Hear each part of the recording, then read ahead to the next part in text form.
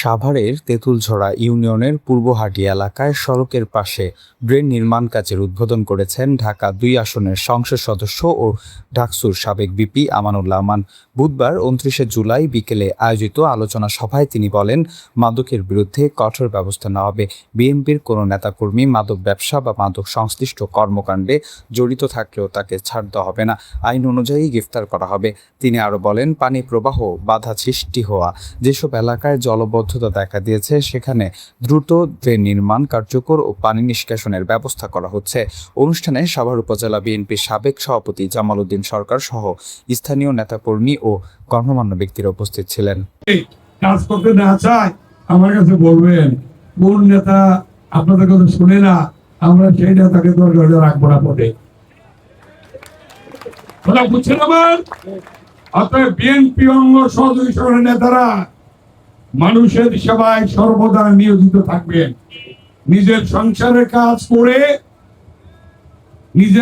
কাজ করে বাকি কাজটা মানুষের সেবায় নিয়োজিত থাকবেন।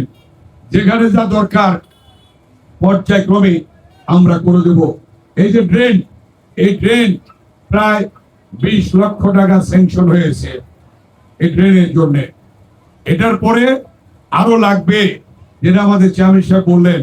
আমরা ইনশাল্লাহ, আমাকে এর আগেও বলেছে, ইনশাল্লাহ এই ড্রেনের কাজ বাকিটা যাতে হয় সেটাও আমরা ব্যবস্থা করবো ইনশাল্লাহ। আমার অনুরোধ এলাকায় কিছু কাজ আপনাদের করতে হবে। সেই এলাকাটা তেঁতুলঝরা এবং সব এলাকায়, এই এলাকায় কোনো মাদক থাকতে পারবে না। মাদক কেউ মাদক খাইতে পারবে না, কেউ মাদক বিক্রি করতে পারবে না, কেউ মাদকের সাথে জড়িত থাকতে পারবে না। বিএনপির কোন নেতা কর্মী যদি মাদকের সাথে জড়িত থাকে তাকেও গ্রেফতার করা হবে। এখানে পুলিশের ঊর্ধ্বতন কর্মকর্তারা আছে, আমি বলে দিচ্ছি, যে জড়িত থাকবে তাকে গ্রেফতার করবে, কাউকে ক্ষমা করা হবে না।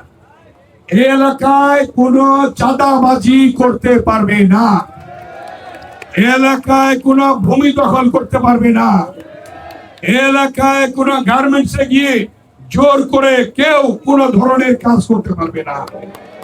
এলাকায় ব্যবসায়ীরা নির্বিঘ্নে ব্যবসা করবে, নির্বিঘ্নে ব্যবসা করবে।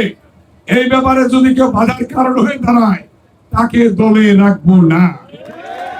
পরিষ্কার বক্তব্য আমার, কারণ পরিষ্কার বক্তব্য বিএনপি, পরিষ্কার বক্তব্য মাননীয় প্রধানমন্ত্রী তারেক রহমানের।